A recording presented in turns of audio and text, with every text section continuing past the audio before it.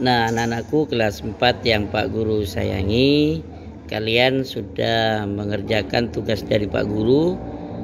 Nah, sekarang kalian koreksi lagi hasil kerjaan kalian.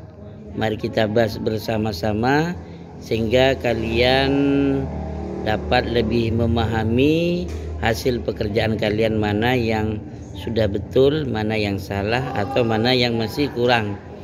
Jadi kalau salah nanti diperbaiki dan yang kurang nanti ditambah.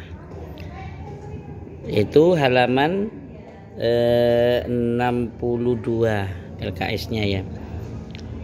Nomor 1, berikut yang bukan letak gagasan utama adalah, jawabannya yaitu di tengah paragraf. Karena gagasan utama itu terdapat di awal paragraf atau di akhir paragraf, atau di awal dan di akhir paragraf. Tidak ada gagasan utama di tengah paragraf. Gagasan utama yang terletak di awal paragraf itu namanya paragraf deduktif. Kemudian gagasan utama yang ada di akhir paragraf itu namanya induktif. Ya, paragraf induktif. Nah, kalau paragraf itu gagasan utamanya ada di depan dan ada di akhir, itu namanya paragraf campuran. Selanjutnya nomor 2, pakaian bundo kanduang atau limpape rumah nan gadang berasal dari Sumatera Barat. Pakaian ini memiliki keunikan pada bagian penutup kepalanya. Penutup kepalanya berbentuk menyerupai tanduk kerbau atau atap rumah gadang. Bundo kanduang dikenakan oleh wanita yang telah menikah.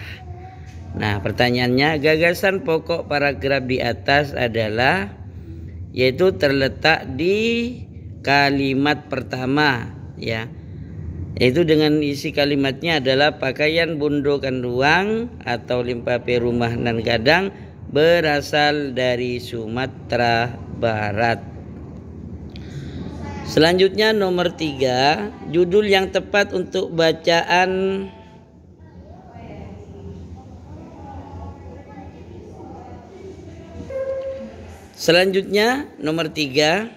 judul yang tepat untuk bacaan tersebut adalah B. Pakaian adat wanita Minang. Selanjutnya, ini ada paragraf lagi. Trusmi merupakan desa yang dijuluki sentra batik Cirebonan. Hampir semua orang mengenal batik ini.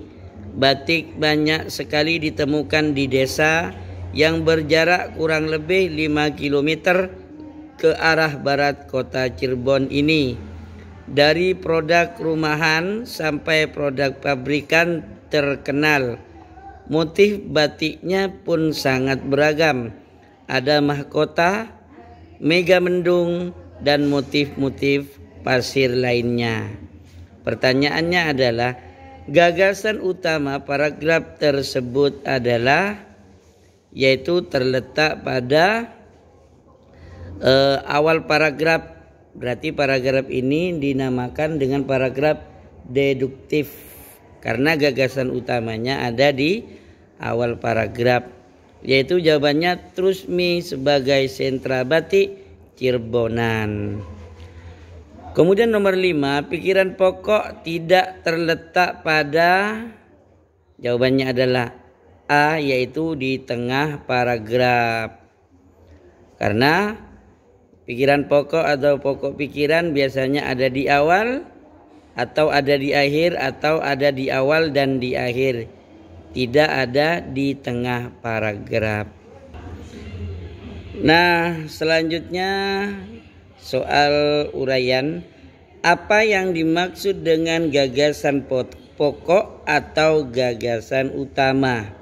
Jadi gagasan pokok atau gagasan utama merupakan pernyataan yang merupakan inti dari pembahasan. Nah, anak-anakku, gagasan pokok ini ya. Dikenal juga dengan ide pokok ya, atau gagasan utama. Atau gagasan utama ini terdapat pada kalimat utama dalam setiap paragraf. Kemudian selanjutnya, rumah bolon memiliki keindahan pada atap rumah yang berbentuk lancip di bagian depan dan belakang. Bagian depan atap rumah ini dibuat lebih panjang dari bagian belakangnya. Masyarakat Batak percaya bahwa dengan bentuk atap seperti itu dapat turut mendoakan keturunan dari pemilik rumah tersebut nantinya bisa lebih sukses dan saat ini. Pertanyaannya adalah tuliskan gagasan pokok paragraf tersebut. Jadi gagasan pokok ini yaitu terletak pada awal paragraf, makanya dinamakan paragraf deduktif. Jadi untuk mengetahui gagasan pokok atau ide pokok atau pokok pikiran, kalian baca berulang-ulang. Jadi dipahami dulu kalimatnya, dipahami dulu paragrafnya, isi per kalimatnya, sehingga baru kalian akan memahami inti dari paragraf tersebut dan kalian dapat menentukan gagasan pokok paragraf tersebut.